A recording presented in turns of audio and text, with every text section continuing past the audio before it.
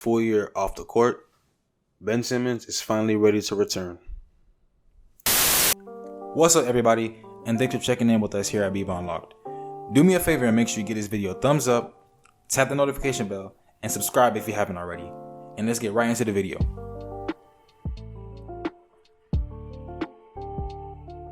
According to Shams Charania of The Athletic, Ben Simmons plans to make his long-awaited Brooklyn Nets debut next week when they face the Boston Celtics in Game 4. Now, we all know Ben Simmons has been on the Nets since February, but he's been hampered by a recurring back injury, as well as his decisions to sit out of the season when he was still with the 76ers.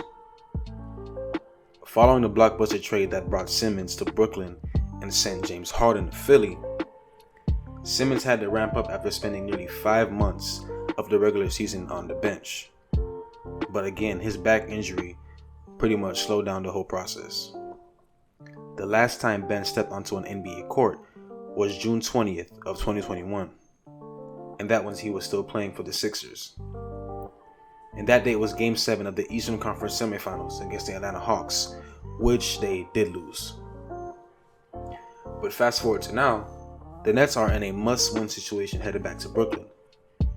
And now that Ben Simmons' rehab is complete and he's ready to play, he's entering a pretty stressful and desperate situation with the Nets.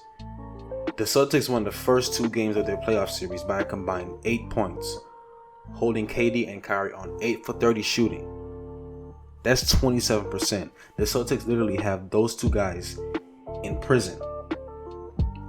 And now the Nets are looking at a possible 0-3 series deficit if they lose Game 3 on Saturday.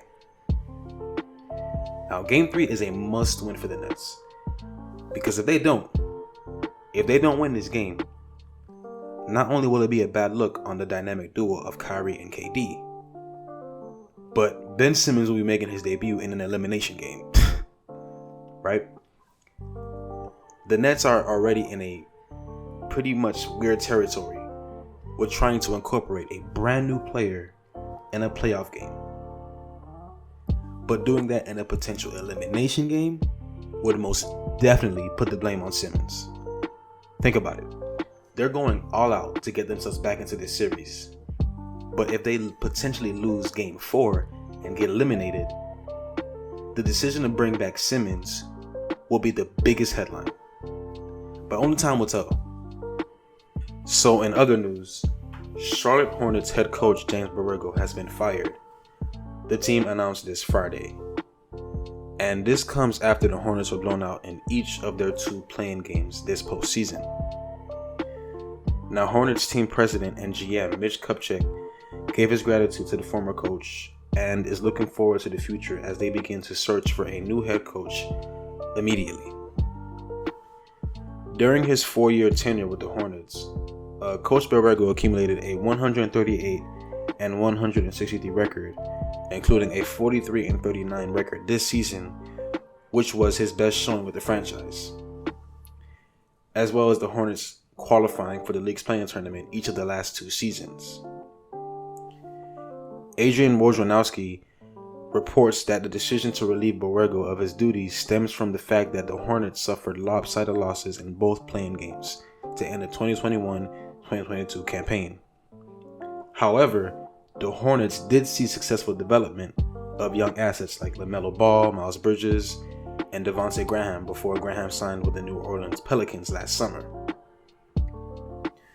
When Borrego took over the Hornets in 2018, he was set to lead a roster with Kemba Walker that hoped to compete for the playoffs. But as we all know, only 1 year into the tenure, Kemba Walker left in free agency because the Hornets did not want to pay him. But that would not be the last time Charlotte Hornets front office deprived Borrego of talent.